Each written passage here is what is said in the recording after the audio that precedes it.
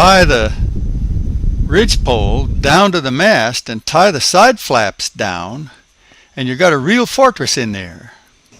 Let's say the rain and spray is coming from this side. This is the windward side, and this side flap is down, and then we generally leave the other one up. And now you can get in and out of the lee side of the cockpit and still have the fortress intact. So there's the fortress on the weather side. The cockpit is completely defended from windward. Or you can have the whole place wide open together with the shade of the awning. The only thing you're not protected from is bugs. Ta-da, ta-da! This is the mosquito net in this rather large tote bag. Good heavy tote bag because the mosquito net is heavy. I don't know, it weighs about, 15 pounds or something. It's because there's a line in the foot of it that's weighted. It's got lead in the line. And there's also a zipper along the top of it that zips all the way around under the awning. So there you got the red ribbon on top and ready to go in the right direction. So they are standing in the loop. That's the way to start laying it out. There it is, laid out, starting from starboard forward, and it goes all the way around the cockpit after the hatch, and it's just a big snake, but it's in a circuit. It's like a big O-ring, and it comes across forward of the Dodger. So you start by untying the sort of tie-dye squeezums that are located all the way around the side.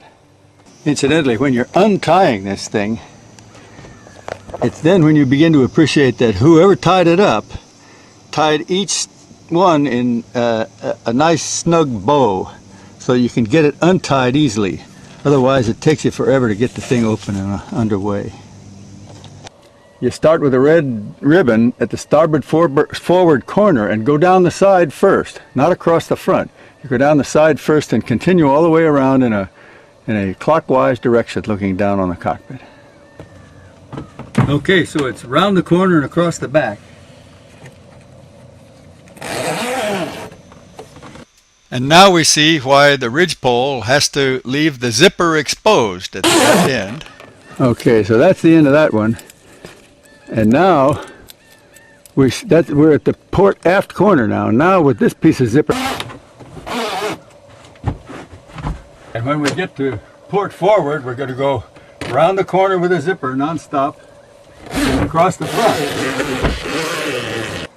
So here we are ending up at the starboard forward corner, and the net is installed at the zipper anyway.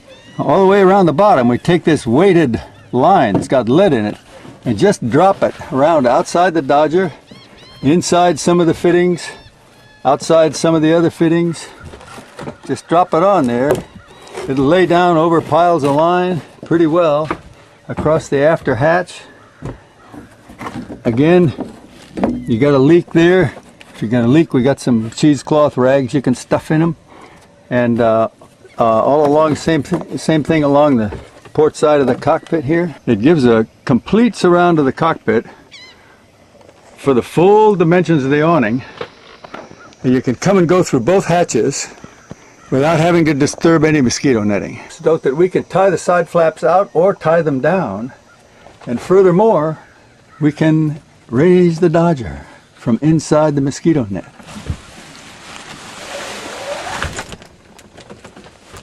So that if it comes on to blow, let's say you've got the bug net up and it comes on to blow, you can pull up the Dodger and tie the side flaps down and be completely protected in the cockpit while retaining bug protection. Okay, so you got the thing tied up all along, and she's ready to go back in the bag. The bag's down here in the corner of the cockpit, and we're going to start there at the port aft corner of the boom tent. That's what goes into the bag first. It would be the loop of that corner that goes in the bag first. And you try to feed both sides of the circuit into the bag at about the same speed. And if you want to make sure that you're not going to lose the red ribbon in the bag, you can tie it to the handle of the tote bag. There's a string on the handle of the tote bag. You tie it on there and you know right where to start.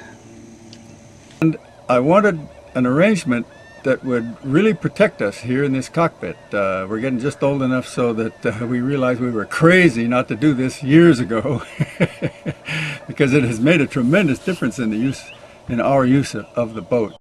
And of course you can have the cockpit any way you want it. You know, the fortress, or plenty of shade, or wide open. And it really is our main saloon. It's the central living space of the boat. But let's talk about these cockpit seats for a minute. The cushions are 2-inch closed cell foam fastened to plywood bottoms that have risers on them that will hold the plywood and the cushion up off of the cockpit structural part of the seat itself. This is the only way to keep the cushions from getting squishy.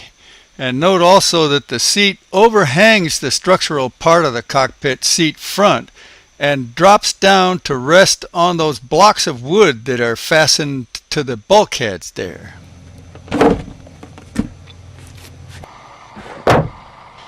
We sometimes cover the vinyl upholstery with a bath mat material. The vinyl is really tough stuff. You can walk on it and it's permanent, but the bath mat needs a rubber backing so it doesn't slip around. And these are our marine quality bean bags. They have sunbrella covers from the bag lady, and they have zippers so that you can remove the covers for washing, or you can get to the liner inside and remove some of the stuffing in order to make the bean bag really fit the space in which it'll be used. They've just made a tremendous difference in the comfort of the cockpit.